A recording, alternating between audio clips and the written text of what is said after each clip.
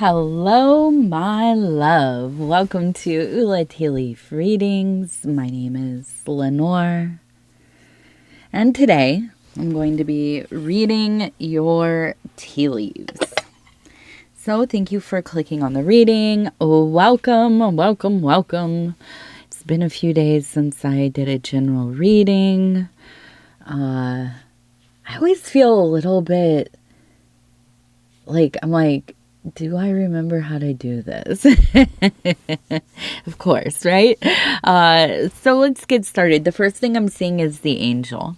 Okay, so we have a guardian angel right here. We have the head, we have the body, like the flowing robe. Here is the wing. Okay, now over here, it looks like we have a person who is sitting here. We also have a person who is sitting here. Now, this one looks like they are engaged in doing some kind of hand work. Okay, so maybe something that feels repetitive, knitting, sewing, crocheting, cleaning peeling potatoes, cleaning things. I keep thinking of pulling the ends off of the green beans, snapping green beans, right? I just did that the other day myself, but something where there's repetition and it feels hypnotic, it feels soothing, it feels kind of like a regulating thing. Right? Regulating the nervous system. Stimming, really. I mean, let's get down to it. It feels like this is somebody who, very tactile. This could be you. I almost feel like this is like a mother or a grandmother or an auntie or an older sister. Somebody who I feel that you look to as kind of really, that first personification of the archetype, the mother, the goddess, the Shekinah, the Sophia, right? The divine feminine, what's the word? Consciousness, I guess, but divine feminine presence, right? And that's where kind of I reach towards the Shekinah. The fire of the mother, the love, the intuition, the ability to navigate the world in patterned ways, to weave together a universe, a atmosphere, a protective nest. Okay. I sense that you maybe had troubles when you were younger, but I don't necessarily think that it was anything that you maybe consider out of the ordinary. Okay, so maybe a pretty decent growing up. Now, of course, we all have things, right? Things happen in life, and whatever it is about childhood that time seems to stretch on, there's so much opportunity for things, right? And I don't know if it feels like this to children now, but I remember back in the analog world, before the screens and everything, when we had a lot of boring, right? A lot of waiting, a lot of having to figure out how to keep yourself, your mind from just absolutely, you're so bored looking out the window or whatever. You're on a long car ride. I was telling my daughter maybe a week or two ago, we'll have very limited screen time for her anymore. And I'm not going either way. Listen, I'm a parent in the now. I understand the struggle. No judgments. I have no advice. But for us, we're at least two neurodivergent parents, my husband and I, my husband over at Devin Serpentero, shout out to him, go check out his readings.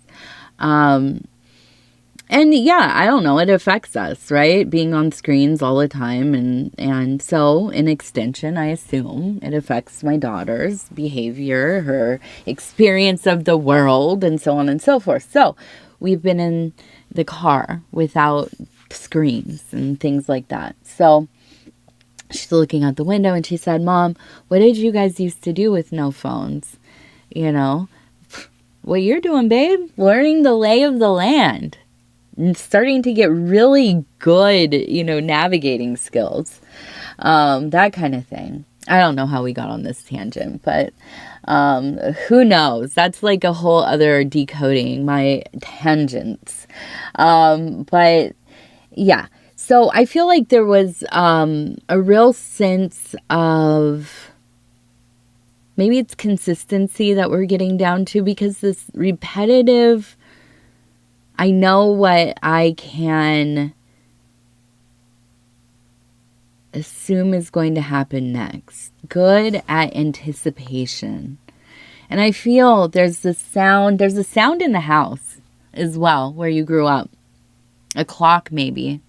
Grandfather's clock, a clock on the wall, just a ticking, tick, tick, tick, something like that. You like quiet. Warm light. I get this like very quiet kind of atmosphere, like sheer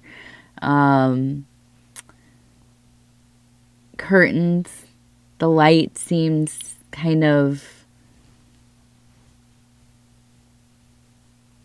it feels very, like the ambiance is soft. It's soft. It's soft. It feels safe, clean. That's the other thing. This sense of clean.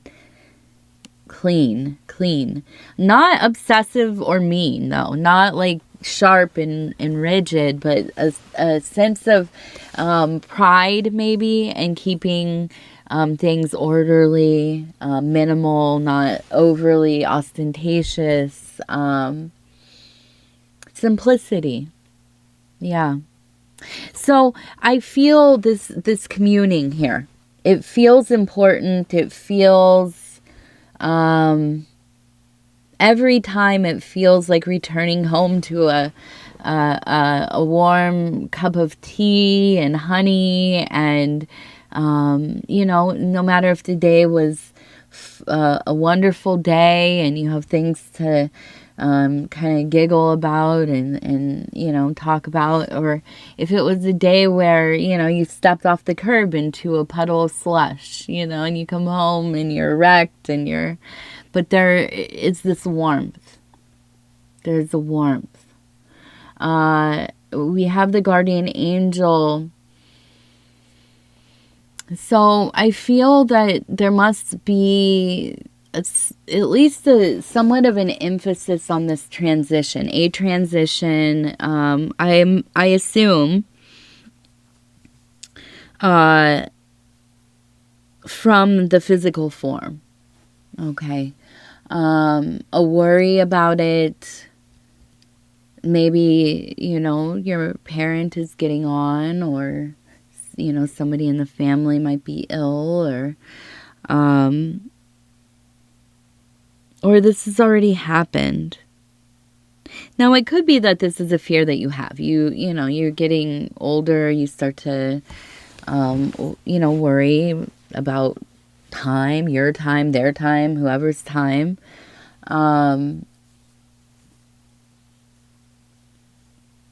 But I think that everything is as it should be, and you know this. I feel like there's a sense of, it's not surrender. It is surrender in a way, right? It is. I mean, that's the ultimate goal, I think. But accepting, beginning to accept.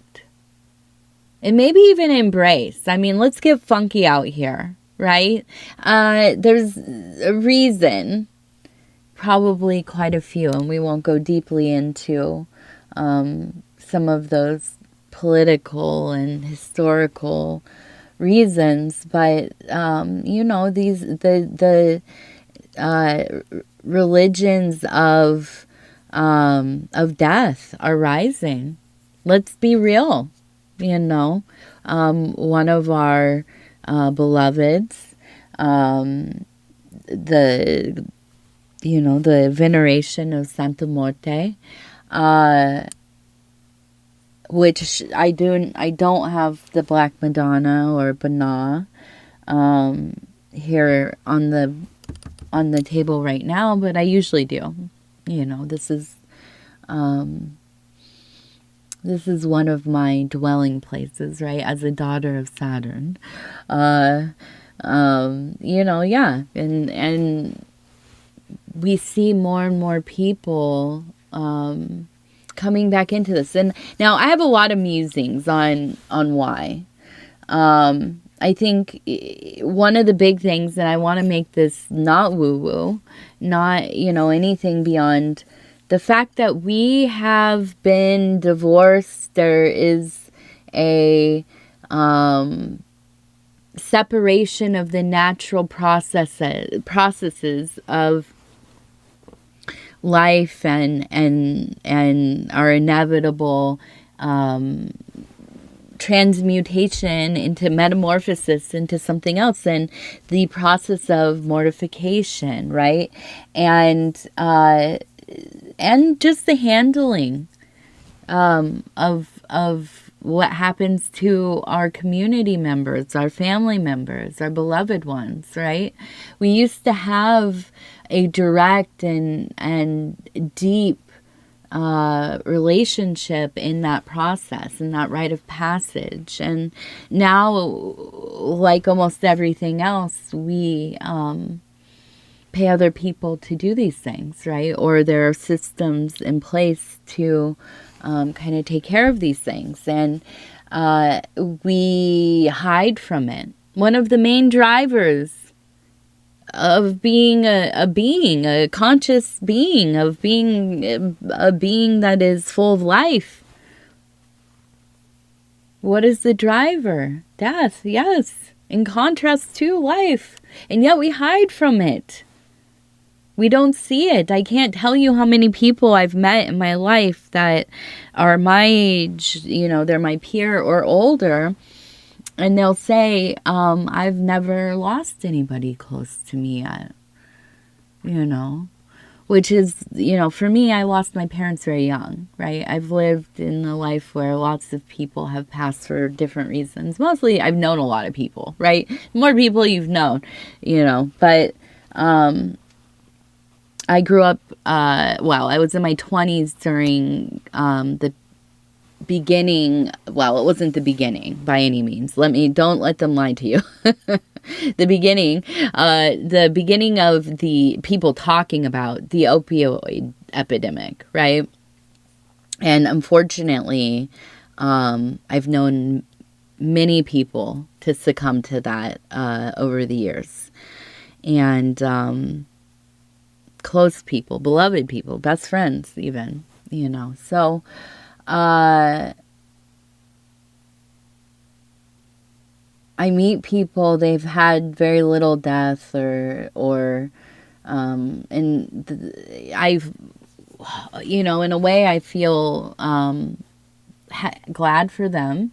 In another way, I wonder, how does one live without knowing that one Saturday morning, you could wake up and your whole life does not look at all like it did the day before, completely changed in one moment, and it's not that this can happen just one time in your life. This can happen over and over in your life, and people go along and they live in the world. They have no idea. They haven't had it yet. And and I know when somebody has been near death a lot. They've grown up around it. They've had their own experiences in it. That's the other thing. I've had 2 experiences with it, and myself, my own body.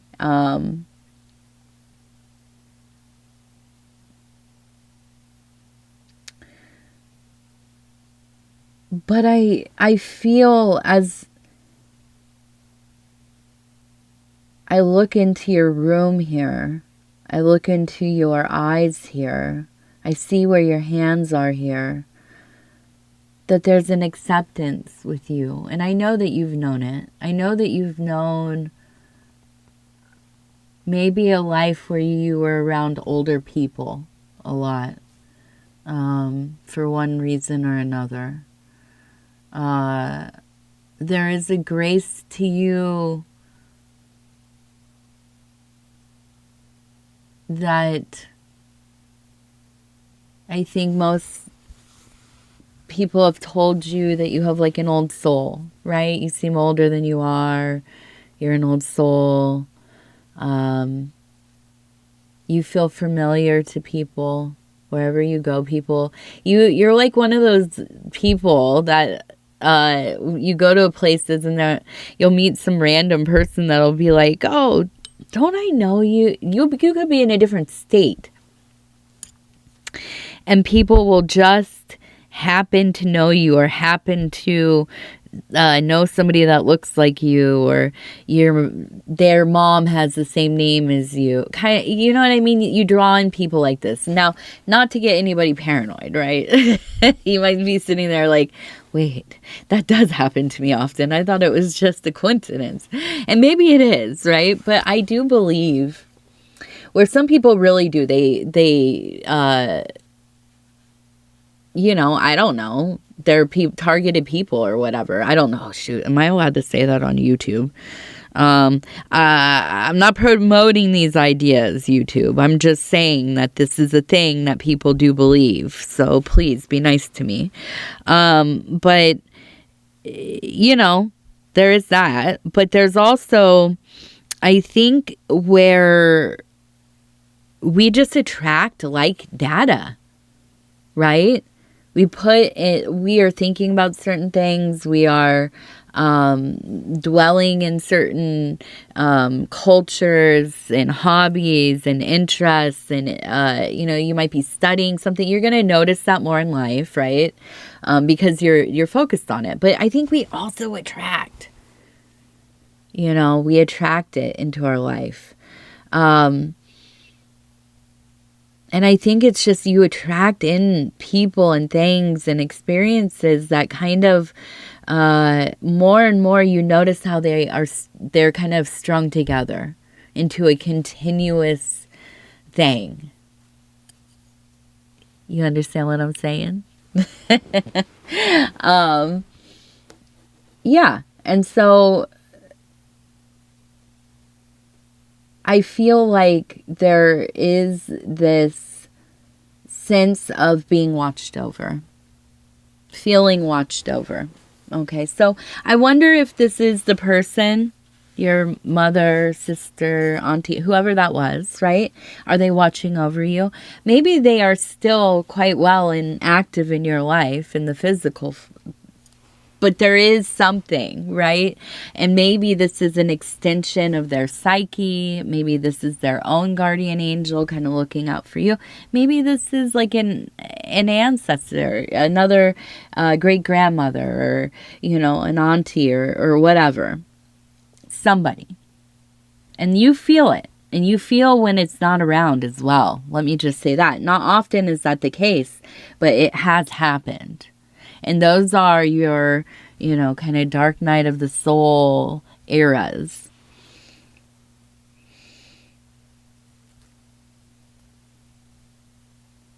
Now, I'm looking at this and it looks like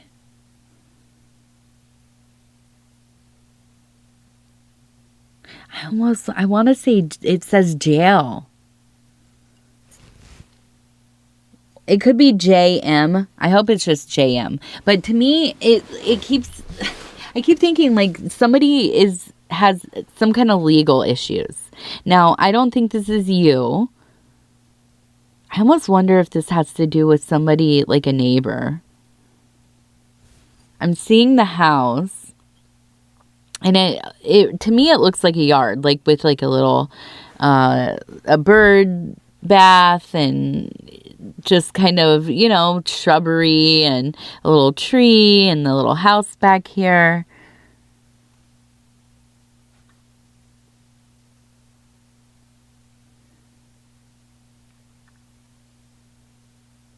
And maybe like the name Terry, maybe Terry, Jerry.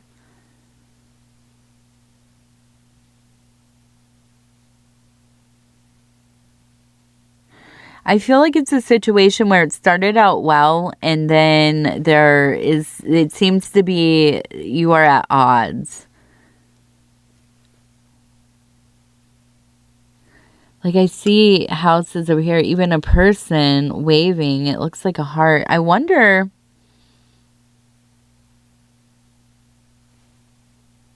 almost wonder if this is literally like in your neighborhood. You are one of the rare people who know their neighbors, and you be hanging out or saying hi or doing little play dates or whatever it is. It could be at work though, because I feel like it's almost like you have to, in this day and age, I'm just going to be real. In this day and age, it's almost like a lot of these kinds of situations have to be like enforced social theaters, right? School, work, I don't know, you know, rehab. You go on, you're an inpatient, you're stuck. Jail as well, but maybe that's not it. But okay, so I do feel though like there is this sense of things being cool, right? Everybody cool. Everything was easy. It was the waves. It was the hellos. Then it ramped up to the getting to know yas. Then it was the let's do this, let's do that. I'm going to bring it, da-da-da-da-da-da-da. Things get complicated. You add people into it, opinions and proclivities and you know, just ill-formed personalities and communicating styles and you know what I mean? Like it just, all of it, the variables, they stack up quickly. I feel like there is a disharmony, especially with you.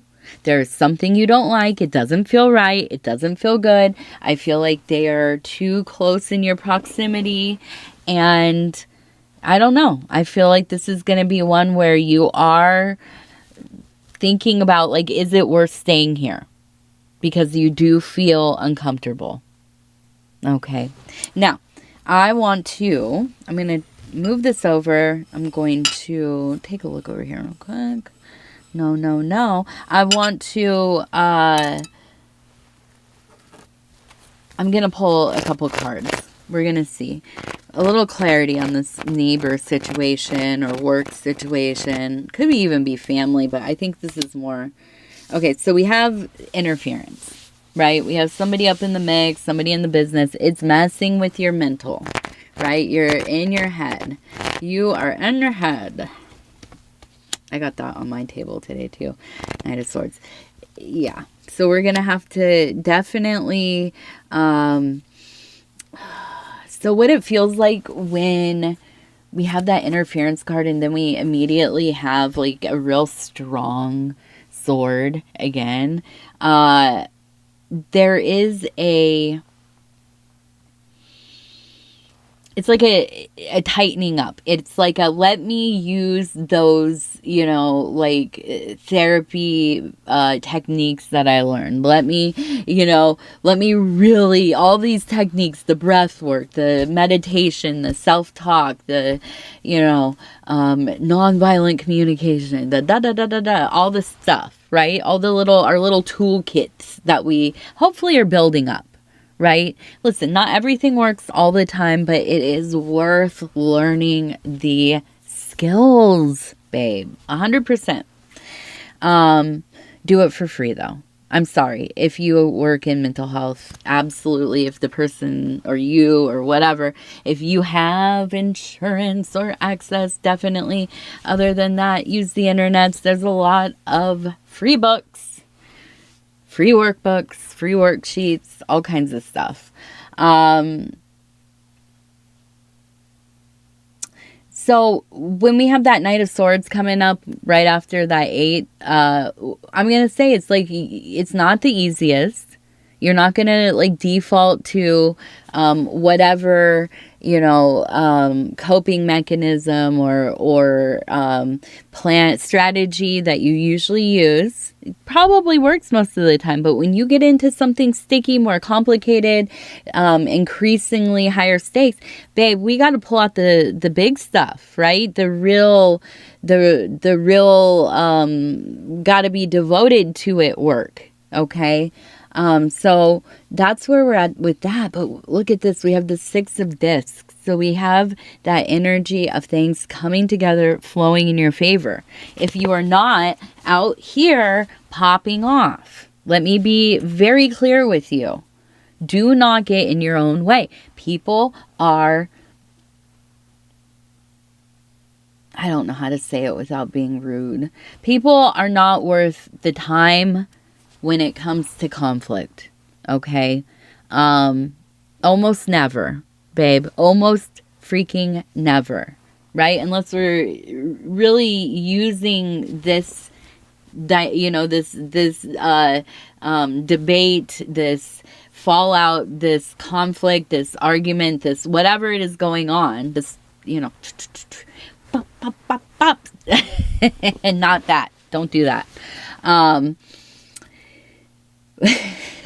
Maybe low-key. But you know what I mean? Like, we're using it, if we're using it in a way where we are processing, and yes, it can get messy. Yeah, be careful, make good decisions, control yourself, all that stuff. Be disciplined. But sometimes we need that, right? We need it to happen because it forces change. All right. Now, other times, baby, we just get our thinking hats on. We get deep in there. We use those real fine skills that we have, and we freak the situation in our favor. Okay? I don't know what else to say. That's what we do. That's what we should be doing. You're a magician, right? Or you want to be. If you're here, you are a participant in magic. I'm not going to say the catchphrase of over there. That's his thing. We over here at Ula, low down gremlin practitioners. You know what I'm saying? Like, that's what it be. So we employ what works. You know what I mean? We employ what works. Now, I feel you really coming out on top here, but you got to control yourself, my love. You have to be calculated. So we have the 5 of Cups. Okay, so we have that emotional disappointment, and then of course we have the 3 of Cups. So here's the deal. You're going to be trying some new ways of dealing with people. I mean, maybe you're somebody who always has to, like me, if somebody comes at me, if somebody says something funny, baby, you know what I mean? Like, you wanna, you know what I mean? Like, I get in that, like, my, let me see, wow, and that's one of the thorns in my brain, you know what I mean? Unfortunately, So then I come into a situation. I'm using myself as an example to flow through these thoughts here. Don't like the situation, don't like the person, but it needs to come out in my favor because this is money, this is time, this is my efforts, this is whatever. So I'm going to do what I have to do to get that money. I'm going to do what I have to do to get myself positioned in a place where I can make the moves I need to make for my business, my family, my, beloved ones, right? not always going to be how I want to react, babe. I want to be Jerry Springer. Absolutely. Absolutely I want to be. You know, like, not, I have the biggest smile on my face thinking about it right now. But does that work for me in every time? No, absolutely not. No, not today. Okay. So what do? We dig around we pull out that therapy talk. We pull out those breathing exercises. We remind ourselves who we is, what we do's, how we moves, you know, in silence. And we get things in our benefit, to our service, right? So this could feel real, I don't like this. I don't want to be nice right now. Guess what? You gotta be. Who are you dealing with? Somebody who feeds off of niceness. Somebody who feeds off of their ego being stroked. Somebody who wants to be taken care of, who wants to be heard, who wants to, whatever it is. Whatever it is. The real keeping it real is doing what we have to do.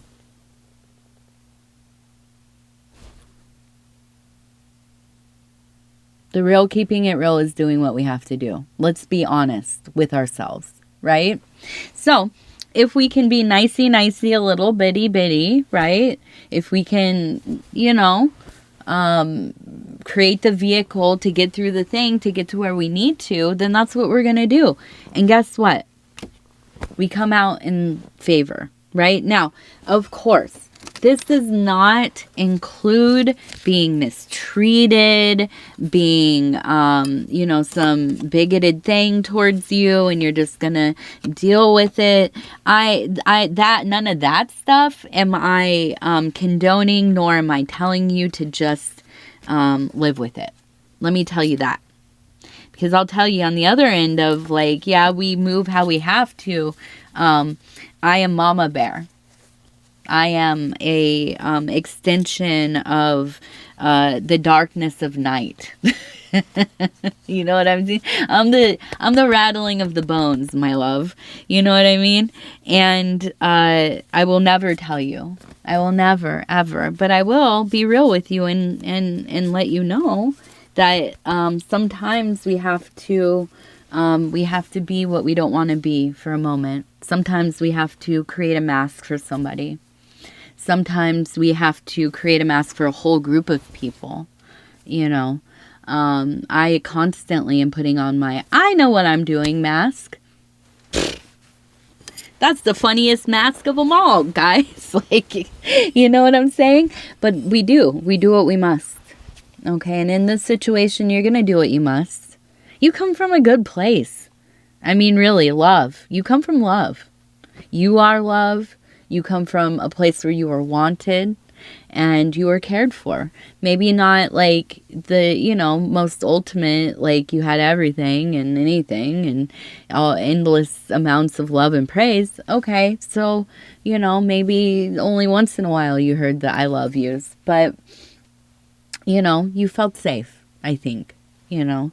And that's a big thing, you know. That's a big thing. You come from a place where you had the latitude to be a nice person, to be a kind person. And, you know, and I think that at times, you know, you just can't take it anymore. And listen, we all get that. I get it. But yeah, you're going to make this work. I'm proud of you. I'm already proud of you. You're getting over. I'm proud of you. Get that lick, babe. Get that raise. Get that position. Snipe that Dusty, you know. Get it. With a smile on your face. All right, so we have a butterfly. I really feel like you have somebody with an L name, okay? Somebody with an L name in your life who, just like a shout out to them, Okay? I don't know. There's just an affinity, a love. That's another person. Maybe you need to be with them a little bit more. Because I feel like this is a person that when you commune with them, when you chill, when you're hanging out, you walk away from the situation never thinking, did I say too much? Are they, oh my gosh, I shouldn't have, maybe I made them feel uncomfortable. No, never. You feel full. You feel heard. You know, you feel like, okay, I got to be myself just now. And I'm not afraid that I'm going to be punished for it. You know what I mean? So lean into that person, okay?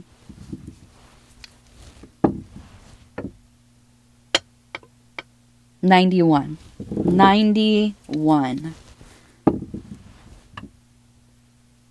80, oh no.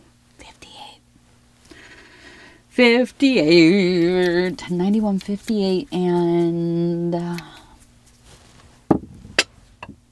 seems like it should be 37. Ah, so close. 37 was right there. 70. Look, I was very close. Not quite there, though. All right. I love you guys so much. Thank you for being here with me. Thank you, every single one of you that was so kind about the love and the support. Last week was hard with TT and the time leading up to it. And I just appreciate all of you so much. It really has helped a lot. Honestly, it really has. So I love you guys. Thank you. And we'll talk soon. Bye.